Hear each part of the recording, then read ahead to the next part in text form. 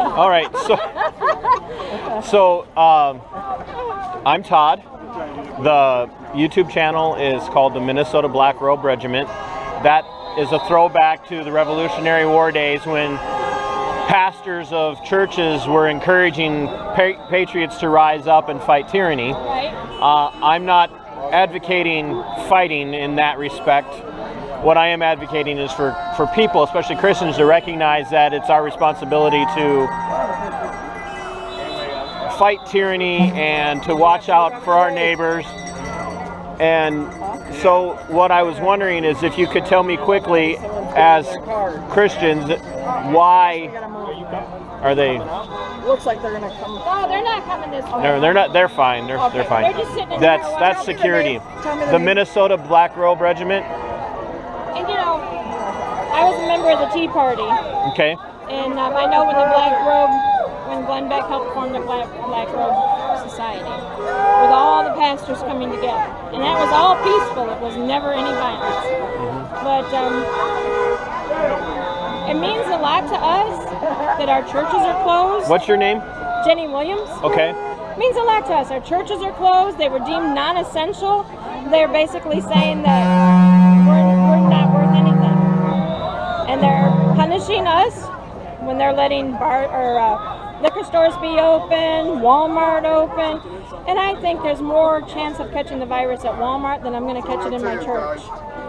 So that's part of the reason, and the other reason is they have found that sunlight kills the virus, and they're telling our children still to stay in the dark, stay in the house. And I want our children to come back out to play, to be children, and to have life, to have freedom, with God we have freedom, and they're trying to steal our freedom. So Proverbs 12 verse 10 says that the compassion of the cruel is wicked. So last night our governor said in his speech that he didn't use the terms, but he was saying like this was an act of mercy, it was an act of compassion. We're watching out, that we were watching out for people. Is it really merciful? Is it really compassionate if we save a few lives, but we devastate thousands of others? Would you consider that to be a violation of the Bible? I think it would be. All right. It's not compassionate. As a matter of fact, it's the enemy coming against us, and our own government is doing it.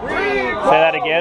It's the enemy coming against us, trying to squish us, trying to stop us from worshiping, trying to stop us from loving our neighbors, and trying to instill fear in every single one of us. And we don't want that fear. God says, do not fear. If he takes us home, then it was our time to go. No one goes a minute before God's done with them. Believer or non-believer. I'm not afraid to go. I'm ready to go. And most Christians, I would hope they are ready to go. I would hope they were tired of the world and were saying, anytime you call me home, Lord, I'm ready to go. So if you had, and you threw your beach ball over. Yes. And I caught that, but if you had one thing to say to the governor right now as a Christian, what would your comment, question, whatever it might be, if he came out here and he was going to, what was your name again? Jenny. And he said, Jenny, I'm willing to listen to one person and I'm picking you. What would you say to him right now? I would say to Governor Walz, I'm hoping you will consider turning to God for your wisdom and your leading and your guidance. And I would hope you would never say again that anybody was unessential. And that is what he has said. He has said unessential businesses, unessential people, unessential groups. Stop calling people unessential. There are no unessential people. God loves everyone, including Mr. Walz. Awesome. Well, I appreciate your time. Thank you very much.